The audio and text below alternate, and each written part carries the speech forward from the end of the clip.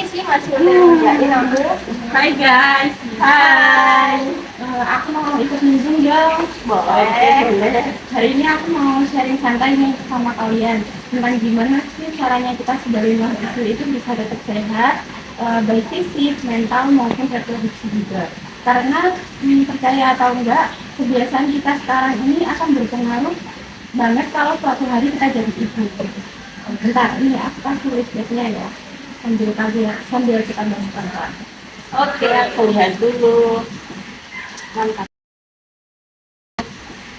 mantap, Kak. Lanjut, lanjut.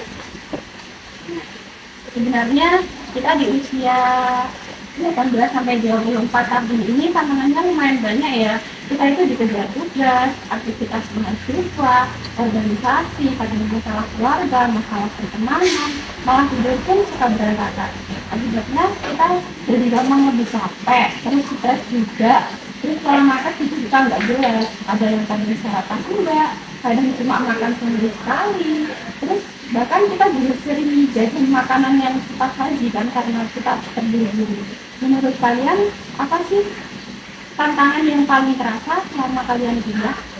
Kalau aku sih paling kerasanya itu kurang tidur. Soalnya apa ya? Tugasnya itu gitu loh. Ya, kalau kamu juga. Kalau aku sih kalau makan tuh bener kacang banget, kacau. Nah itu dia, padahal tubuh kita lagi butuh banyak energi dan butuh dijaga. Makanya kita perlu mengatur itu lebih baik walaupun pelan-pelan aja. Nah kita mulai dari pola hidup sehat ya. Nah, kalau bicara soal pola hidup sehat itu bukan berarti kita harus diet yang super ketat atau harus olahraga yang berat. Justru kita harus mulai dari hal-hal kecil. Misalnya nih, kita makan harus ada karbo, protein, lemak baik, terus juga harus ada sayur dan buah. Nah, tubuh kita itu butuh vitamin dari situ. Apalagi kita kan sering aktivitas seharian. Terus minum air yang cukup itu juga penting banget. Minimal 2 liter ya sehari agar kita itu nggak cepat lemas. Nah, terus olahraga juga itu penting. Nggak usah yang berat-berat seperti jalan kaki 15 sampai 20 menit aja, stretching atau kalian boleh senam di pos tipis itu boleh banget. Nah, terus yang penting badan kita itu tetap bergerak biar kita tidak banyak rebahan. Biasanya kita tuh sering banget sih kayak suka rebahan, scroll TikTok, lupa kalau kita nggak pernah olahraga. Dan yang sering dilupakan itu tidur.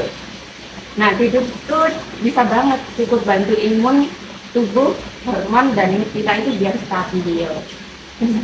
Bener banget. Kalau tidur tuh aku jadi sensitif kali. Aku juga kan, terus aku sering capek.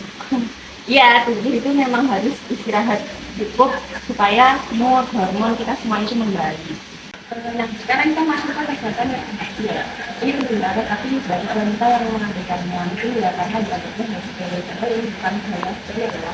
Nah, kita harus tahu cara menjaga kebersihan organ kewanitaan. Apalagi saat menstruasi batuk itu harus diganti 4 sampai 6 jam sekali untuk mencegah infeksi dan supaya tidak lembab. Nah, saat membersihkan area itu harus dari depan ke belakang supaya bakteri dari anus tidak terbawa ke vagina ataupun ke saluran kemih. Terus juga penting banget kita mengetahui siklus menstruasi kita, apalagi kalau mengalami nyeri haid yang sampai benar-benar mengganggu aktivitas nih, terus atau keputusan yang baunya tidak normal. Nah itu sebenarnya sinyal dari tubuh kita. Kalau tubuh kita itu masih tahu kita kalau ada yang tidak beres dan butuh diperiksa. Jangan lupa kalau sekarang itu ada vaksin HPV loh sudah tersedia dan fungsinya untuk mencegah kanker cervix. Nah itu investasi yang paling bagus sih buat kita sekarang ini. Aku sering sakit banget. Kadang itu sampai nggak bisa jalan. Kalau aku ya, itu dengan parah banget sampai aku juga juga. Nah itu tuh contoh yang harus diperhatikan. Nyeri haid sampai nggak bisa aktivitas itu bukan hal yang bisa diterima begitu saja. Ada solusinya dengan konsultasi dan yang penting jangan dibiarkan. Walaupun kita belum mikir tentang menikah atau punya anak, Tapi persiapan menjadi ibu yang sehat itu bisa dimulai dari sekarang. Nah, tubuh yang sehat membuat kita lebih siap ketika suatu saat nanti kita hamil. Usia hamil itu sebenarnya di atas 21 tahun karena meminimalisir adanya resiko komplikasi. Nah, selain fisik, mental juga harus dijaga karena kalau nanti punya anak, kita butuh tenaga, kesabaran, dan kondisi mental yang stabil supaya tidak terjerumus. Nah, dan yang penting untuk paham tentang perencanaan kehamilan dan kontrasepsi.